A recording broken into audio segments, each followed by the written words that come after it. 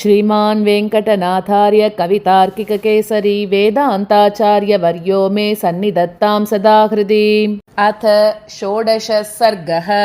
ऐरावतमतारुह्य श्वेताद्रिमिव जङ्गमं पुरीं द्वारवतीं शौरेः आजगाम पुरन्दरः। अपत्यभावमापन्नम् आत्मानम् अमृतोददेः निमेषरहितैः पौरैः देवभूतैर्निरीक्षितम् अदृश्यं मन्दपुण्यानाम् अमन्दप्रीतिदायिनम् आत्तदेहमिव स्वर्गम् आसेचनकदर्शनम्। महनीयपरिष्कारं वल्गुध्वजमतल्लिकं महोत्सवमिवाशानामाशाभ्यधिकसम्पदम् उददेरिव मन्तेन पीडितस्य समुत्थितैः दृढलग्नैरिवोत्पत्तौ दीप्तं शोणितबिन्दुभिः दैत्यदानवदर्पघ्नैः दन्तैर्दलितमन्दरैः सिंहानामपि हन्तारं सिंहवक्त्रविभूषणैः मेरुकल्पेन रूपेण मेदिनी धृतिहेतुना त्रिदश प्रीतिदातारं स्त्यानसिन्दूरधातुना मूर्ध्ना विपुलतुङ्गेन मेनकास्तनबन्धुना दददं मौक्तिकाकल्पं गङ्गाबुद्बुदनिर्मलम् अजहद्भृङ्गगीतेन गर्जाडम्बरशोभिना स्वकान्त्या कर्णतालेन क्लिप्तसङ्गीतकेलनम् नर्तयन्तममर्त्यानां नेत्रकौतुकसूतिकां नासां त्रिदश नारीणाम् ऊरो निर्माणमातृकाम् मङ्गलत्वमिवेचद्भिः हैमशङ्कादिमण्डनैः आश्रितं रत्नपूर्णेन कुम्भेन च महीयसा विभूतिशरदम्बोदैः कीर्तिवल्लीगुलुच्चकैः कान्तिसागरकल्लोलैः सपक्षमिव चामरैः सहजं प्रभया चन्द्रं वारुणीं मदसम्पदा सूचयन्तं स्वमूर्त्या च सुधां शुद्धानुभाव्यया जगदामोदजनकं दानार्द्रकरपुष्करं दभ्रयन्तमिवौदार्यात् दिव्यपादपसम्पदम् उदग्रबहुदन्तांशुं बृंहितव्याप्तदिङ्मुखं हसन्तमिव दिङ्नागानन्यानतिबलानपि उद्वहन्तं कदलिकां काञ्चनीं किङ्किणीफलां वप्राभिकादबीतस्य सुमेरोरुपदामिव चित्रकम्बलसञ्चन्नं कान्तं कनककक्ष्यया विद्युतेव परिष्वक्तं वासरान्तशरत्कणम् अवधिं दर्शनीयानामाकल्पमनगं दिवः जीवातुं देवसैन्यानां दर्पभङ्गं विरुन्धताम् घण्टायुगलनादेन न केन्द्रेष्वनुनादिनां क्षरन्तममृतक्ष्वेलौ कर्णेषु अमरदद्विषाम् महता मदगन्धेन तस्य विघ्ना विबभ्रमुः उत्कातविपुलस्तम्भा नागास्त्रिटितशृङ्खलाः सतं द्वारवती द्वारे समवस्थाप्य सानुगम् आससादहरे स्थानम् अवज्ञातत्रिविश्चपम् शुभानामिव साम्राज्यं श्वेतद्वीपमिवापरं निवेदितसमाहूत प्रासादं प्राविशत् प्रभोः सतेन विहितां शक्रः प्रतिगृह्य प्रियार्हणां निजगाद निजां भीतिं गद्गदोद्गमया गिरा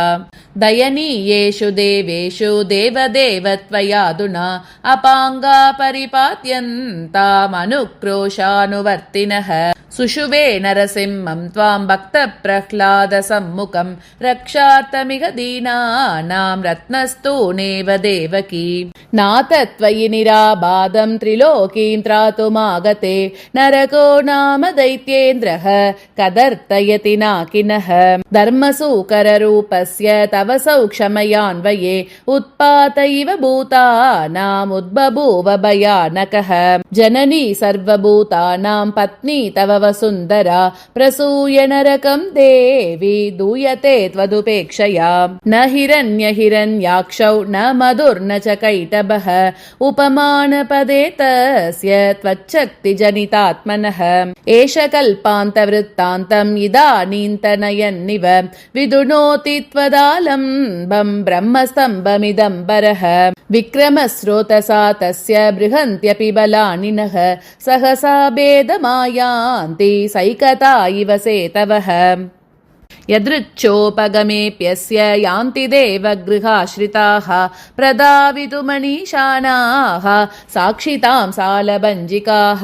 महता मत्प्रयुक्तेन वज्रेण ज्वलितात्मना निलील्ये तस्य दोर्मध्ये निष्काभरणवर्ष्मणा त्वत्कोपैव दीप्तोऽपि ज्वलनो न प्रकाशते ज्योतिरिङ्गणवत् तस्य द्युमनेरिव सन्निधौ अमोघद्वयशो भङ्गं भयादिव निवर्तते अखण्डितबले तस्मिन् दण्डो दण्डधरार्पितः नयनार्चिष्मतस्तस्य नैऋतेश्वरवाहिनी अपसृप्य पुरोभागात् अद्यापि न निवर्तते तं सुप्तमपि वा मत्तं वारुणो वैरिदारुणः नरोद्धुं क्षमते पाशो नलस्तम्भ इव द्विपम् शक्तः शमयितुं तस्य संवर्तार्हजवोऽपि सन् न भस्वान् केलतः सङ्के न स्वेदगणिकामपि धनदेन गदा तस्य महती मूर्ध्निपातिता अभित्वा पौष्पमापीडम् अनापीडत्वमाददे जटिलान् कृत्तिवसनान् नियमं तीव्रमास्थितान् तपस्विन इति ज्ञात्वा सरुद्रान्नातिवर्तते अहरत्वारुणं छत्रं मामकं मणिभूधरम् अमृतस्यन्दिनी चास्मज्जनन्या मणिकुण्डले आदर्शमिव सम्पत्तेः अमृताब्धेरिवाशयम् औपवाह्यमसौ मत्कम् आरुरुक्षति साम्प्रतम् देवदानवसिद्धानां नृपाणामपि कन्यकाः अपहृत्य त्वदेकार्हाः त्वरते पाणिपीडने सभौमस्त्वन्निरस्तानां समवायैवोत्थितः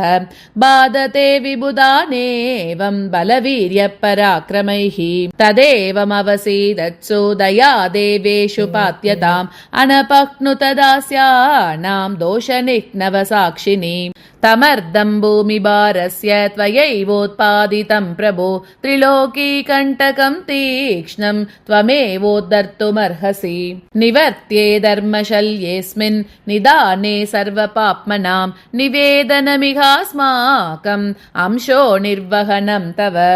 मशकामर्षवत्यस्य मधुकैटभमर्दनं तदन्यदनुजध्वंसे तस्य ते किमिवाद्भुतम् निगमान्तेषु निगद व्याख्यात निज वैभवः विदत्स्व विपदुत्तीर्णान् अमर्त्याननुकम्पया इति विज्ञापितो दन्तं दत्तहस्तं बलद्विषं विनिवर्त्य जगन्नाथो वैनदेयमतास्मरत् अनुचिन्तितमात्रस्तम् उपतस्ते खगेश्वरः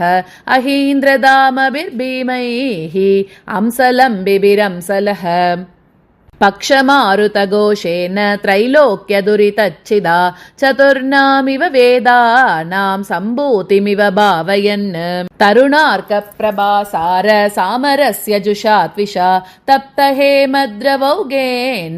लिम्पन्निव दिशो दश स्वामि दर्शन सन्तोषात् प्रहृष्यद्भिस्तनूरुहैः युगान्तसन्ध्या जलदः तटिज्जालैरिवज्ज्वलन् विपुलाद्भुत संस्थानैः द्योतितो दिव्यभूषणैः भुजगेन्द्रपणारत्न शङ्कार्हमणिचित्रितैः तुङ्गवज्रव्रणाङ्गेन सुविस्तीर्णेन वक्षसा अबहिर्भावयन् कृत्स्नम् अवकाशं विहाय सः पृतुना भुजयुग्मेन भोगीन्द्रपरिकर्मणा मन्दरद्वितयेनेव समेतो रुक्मपर्वतः चालकण्डन सङ्क्रान्त विषपङ्ककलङ्किना ददानैव तुण्डेन दैत्यदर्पगजाङ्कुशम्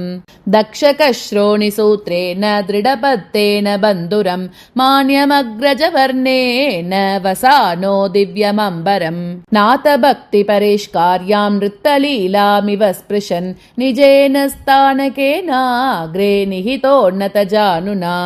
वपुषा भक्तिनम्रेण धीरोन्नतमहीयसा शान्तवीराद्भुतरसान् समाहृत्येव सम्पतन् मूर्तिमानिव संरम्भो रूपवानिव मारुतः तरङ्गान् पक्षतीकृत्य संक्षिप्त इव सागरः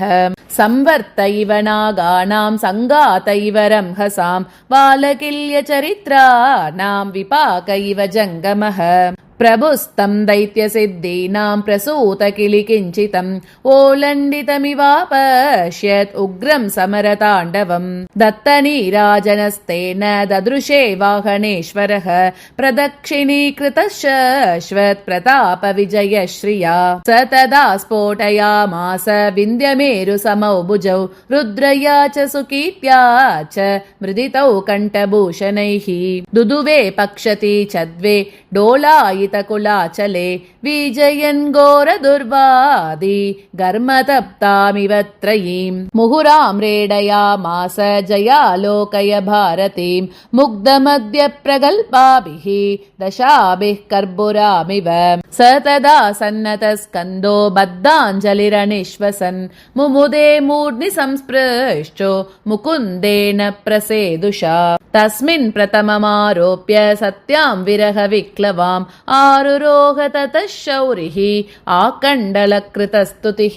निवर्त्य स्वनिवासाय शक्रं शमितसात्वसं प्रययौ दीप्तसन्नाहः प्राग्ज्योतिषपुरं प्रभुः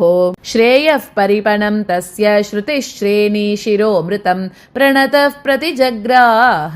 शासनं पाकशासनः यथा स्वं नगरद्वारे यादवा दानवाश्च तं तरस्वि गरुडारूढं सत्यमैक्षन्त तत्क्षणम् समन्तात् वैरिदुर्गस्य क्षिप्तचक्रक्षणेन सह क्षुरान्तानच्चिनत्पाशान् आततान् शतयोजनम् मुरं पञ्चजनं सप्त सहस्राणि मुरोद्भवान् शलभीकृत्य शक्राग्निः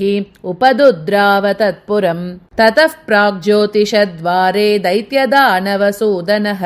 पाञ्चजन्यमुपादद्मौ प्रलयाम्बुधिनिस्वनम् वीक्ष्यतं विविशुर्दुर्गं दिवा भीता इवासुराः उद्यन्तमिव दिग्मांशुम् उदयाद्रौ गरुत्मती अभिमानोदितव्यक्तिः अहङ्कार इवोल्बणः महतो दैत्यनगरान् निरगान् नरकासुरः तमस्त्रमायाव्यधिका दानवा पर्यवारयन्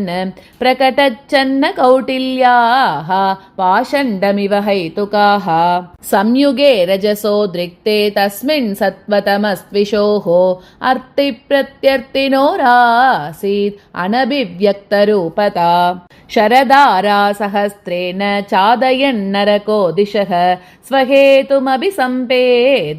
समुद्रमिव तो यदः नरकाम्बुदमुक्ताभिः नातो नारा च वृश्चिभिः विबद्भिरिव तद्भक्तो विषमाभिर्न विव्यते दृप्यतामत दैत्यानां ध्वनिरुत्कम्पयन् दिवं पाञ्चजन्यप्रणादेन पर्यभूयत भूयसा दिदृक्षोपगतानां तद्देवानां रोमहर्षणम् अदीव्यतरणद्यूतम् अन्तरस्तयशःपनम् प्रतिविव्याददैतेयं बाणैरशनिभीषणैः पक्षवन्तमिवाद्रीन्द्रं प्रकुप्यन् पाकशासनः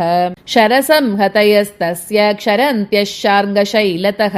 द्विताचक्रुस्ववेगेन द्विषद्बलमहार्णवम् तस्य ज्यास्वनगीतानि समयुज्यन्त संयुगे करिणां कर्णतालैश्च कबन्धानां च ताण्डवैः दैत्यशोणितदिग्धाभिः तद्बाणतदिभिर्नभः रुरुदे रोषताम्राभिः कृतान्तस्येव दृष्टिभिः द्विरता शरनिर्बन्न कुम्भनिर्मुक्तमौक्तिकाः क्षरन्तः करकासारं कल्पमेघा इवा बभुः नासावालदिभिर्नागा क्षरन्तो रक्तनिर्जरान् शशंसुर्लाघवं तस्य निष्पत्राकृतसायकम् अग्रिमं विशतां स्कन्दम् आमूलमहितां च मुं शराणां तस्य सन्तान निपातौ न द्विषो विदुः लक्ष्यमेकमभूत्तस्य शराणामुत्पलद्विषाम् अमरस्त्रीकटाक्षाणाम् अप्यभङ्गुरदन्वनः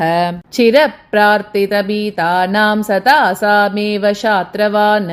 स्वयंवरपतिंश्चक्रे सुधन्वासुरसुब्रुवाम् त्यक्त्वा भीतिवृतांस्तत्र विमुक्तान् जीविताशया सार्धमप्सरसः कीर्त्या वीरान् स्वयमवृण्वत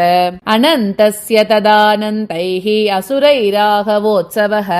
जयश्रियं च सत्यां च सम्मते समतोषयत् स्वबाधनियतस्तत्र परबाधाभिलाषिणां प्रयासः सुरशत्रूणां जात्युत्तरमिवाभवत् विसन्ति विग्रहा क्षिप्तयानासनसमाश्रयाः द्वैतीभावसृजो योधा दुर्नयस्ता इवाभवन् अनगव्यवसायानामसङ्गत्यक्तवर्ष्मणां योगिनामिव तत्रासीत् अपरावर्तना गतिः तनुं तत्र मुकुन्देन त्याजितान् महती स्वयम् अवृणोदनगा कीर्तिः अतिविन्नाप्सरोगणान् निस्सहायीकृतस्तत्र शरवर्षैर्धरासुतः बह्वमन्यत तेनैव द्वन्द्वयुद्धमुपस्थितम् कृतप्रतिकृतैरस्त्र प्रयोगैः क्रीडतोस्तयोः अदृष्टान्तमभूत् युद्धम् अन्यदृष्टान्तवर्जितम् वक्रवृत्तिः सरुदिरो लोहिताङ्गो महीसुतः प्राप्य यादव भास्वन्तम् मूढः समभवत्क्रमात् स्वायुधैकसहायस्तु देवः स्वच्छन्द यादवः निरयापरपर्यायम् रिपुं चक्रे निरायुधम् क्रोधरक्ततनुर्दैत्यः क्षरश्चोणितनिर्जरः गृहीतपादसञ्चारो गैरिगाद्रेरिवा बभौ निशितैस्तस्य नाराचैः निर्भिन्नरतसारथिः आस्फोटितभुजस्तार्क्ष्यम् अजिगांसत् अमर्त्यजित् निसर्गतमसस्तस्य जिह्मगस्याङ्गमुत्तमम् रतपादेन चिच्छेद राहोरिव रमापतिः उदतिष्ठतहाकारस्ततो युगपदे कदा देवदानवसौदेभ्यो हर्षशोकसमुद्भवः स्फुरद्भ्रुकुटिदैत्यस्य रोषदष्टादरं मुखं निकृत्तमपि न द्रष्टुं प्रबभूवुर्दिवौकसः निकृत्तशिरसं देवी निजाङ्के पतितं सुतं महती मेदिनी दीनं कम्पमानान्वकम्पत अत सा दैत्यहन्तारं प्रणम्य नत जीवितम् अयाचत दया सिन्धुम् आत्मजस्य शुभां गतिम् तुष्टावच पतिं तुष्टा मेदिनी विश्ववेदिनी स्नपयन्तीव संयत्तं दन्तदीदिति गङ्गया अहमस्मि विभूतिस्ते भूतदात्री त्वया धृता अशेषाधारमेकं त्वाम् अनाधारमदीयते तिसृभिः शक्तिभिर्युक्तं षाड्गुण्यप्रतितोदयम् अतिराजमशेषस्य जगदुस्त्वां जिताहितम् अपि कोटिमुखैः सर्वैः अनन्तेनाप्यनेहसा नातत्वद्गुणदुग्धाब्धि पृषद् आस्वादनं क्षमम् अकर्तुमन्यथा कर्तुमप्यखिलं क्षमं लक्ष्मीलक्षणमाहोस्त्वां लङ्घितत्रिविधावधिम् स्थिरत्र सविभक्तं ते चिदचिद्भेदचित्रितं स्वसृष्टमिदमुद्यानं त्वदन्यो नास्ति रक्षितुम् स्वातन्त्र्यपरतन्त्रस्त्वं पारतन्त्र्यस्वतन्त्रितैः विहरस्यात्मसूत्रस्तैः शकुनैरिव जन्तुभिः सितासितगुणारब्धैः पाशजालैर्दुरत्ययैः निबद्धा पशवो नाथ त्वदेकादीनमुक्तयः यस्य त्वं यश्च हृद्यस्ते यस्यासौ तस्य यस्तता नातत्वत्पदमारोह्य न पुनस्तैर्निवृत्यते सुरासुरविभागोऽयं तुलाग्रज्ञायतस्त्वया कल्पितः कालपर्यायान् निम्नोन्नतसमक्रमः कस्त्वदङ्गीकृतं हन्ता कस्त्राता त्वज्जिगांसितं निहंसीपासि चैकस्त्वं स्वेन विश्वं परेण वा वृद्धिसङ्कोच विषमा गदागतसहायिनी नियतिः केन लङ्केत निजच्छायानुकारिणी न पुत्रवदमन्वीक्ष्य न दूये त्वन्मतस्थिता न च पुत्राभिमानो मे मत्प्रसूतेषु जन्तुषु सूदने कृतसङ्कल्पः स्वभक्तपरिपन्थिनां यदि तीर्णप्रतिज्ञस्त्वं किं मयेदं न मृष्यते त्वन्मायाजृम्भितैर्देव ब्रह्माण्डैरपि लीयते जन्मन्यपि सुरोदेषु जन्तुवर्गेषु का कथा त्वत्प्रसूतस्त्वयैवासौ वदितश्चक्रधारया का नाम कृतिनस्तस्य परिदेवयितव्यता निरुद्धे नरके नाथ नित्यधर्मात्मना त्वया निष्प्रतिद्वन्द्विकं स्वर्ग सुखमास्वाद्यतां सुरैः निर्यातितमिदं भूयः त्वज्जनन्यै मया स्वयं श्रवणाभरणद्वन्द्वं शीतलार्कयुगप्रभम् इति विज्ञाप्य सा तस्मै विषादाभावमात्मनः विरराम ततो देवी विलक्षा विश्वधारिणी तामशेष जगद्धात्रीं सन्नताङ्गीमसान्त्वयत् सह धर्मचरीं पूर्वां वासुदेवो वसुन्धरां पुरस्कृतप्रसादस्तां पूर्वसम्भवगेहिनीं गृहीतकुण्डलो गन्तुम् अन्वमंस्तगदाग्रजः ततः सा तत्समादेशात् सत्यभामाभिवन्दिता रम्यं प्रतिययोस्तानं रत्नसानोषिकण्डकम् ददर्श यदुवीरोत दैत्यवीरनिवेशनम् अचिन्त्यमिव मायानां प्रभावमनुपप्लवम् विचक्षणवरं दैत्यं वैरिसम्पत्करग्रहे विभूतिसञ्चयप्रेक्षि बह्वमंस्तबलानुजः सुधानिष्यन्दिभिस्तूलैः मुक्तादामभिरावृतं पश्यन् पाशभृतश्चत्रं विश्वकर्ता विसिष्मिये निदद्यौ कन्यकास्तत्र निदर्शितपरस्पराः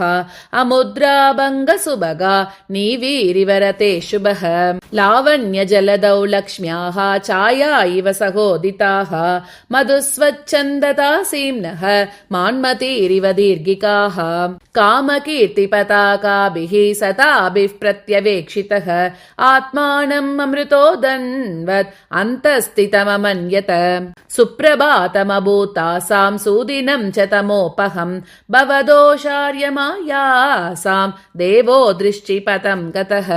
रत्नशैलनिभांस्तस्य भुजान् कटकभूषितान् उपदास्यन्ति यास्तासां श्रेयसी भवितव्यता सर्वस्वमिव पुण्यानां साम्राज्यमिव सम्पदां समाजमिव सिद्धीनां सदद्यौवतमग्रहीत भुजमन्दरवेगेन चक्रभ्रमवता विभुः मतिता दानवाम्बोधेः अमृतं तदविन्दत मणिपरुवकसम्पन्माननीयस्तनीनां मनसि जवपुषेव स्वेन सङ्कल्पितानां सकलजगदभिज्ञासारसीम्नां सतासां स्वयमजुषतसिद्धिं स्वप्रसादप्रसूतां पुरमतगमयित्वा भूषितं यादवाग्र्यैः शतसमधिकसङ्ख्यं षोडशस्त्रीसहस्रम् अवनितनयभीतान् प्रीणयन्नादितेयान् परिणयन विलम्बं पद्मनाभः प्रसेहे दिवि भुवि च समेद्धं दीपरूपेण रूढैः त्रिभुवनविभवानाम् अङ्कुरैरेकरूपैः जनितनिगमसख्यं दानवीनां विलापैः नरकवददिनं तन्नाथपूजार्हमासीत् ऐरावतप्रतिनिधीनत षट्सहस्रं स्तम्भेरमान् पृथुलदन्तचतुष्कभाजः काम्बोजवाजिनियुतानि च त्रिसप्तानि अभ्यानयन्निजपुरं नरकस्य भृत्यैः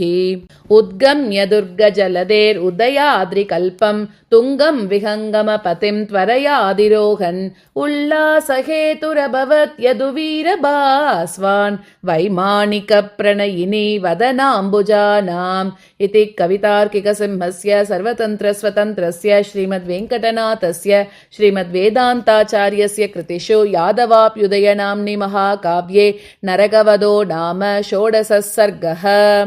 कवितार्किकसिंहाय कल्याणगुणशालिने श्रीमते वेङ्कटेशाय वेदान्तगुरवे नमः। श्रीमते निगमान्तमहादेशिकाय नमः।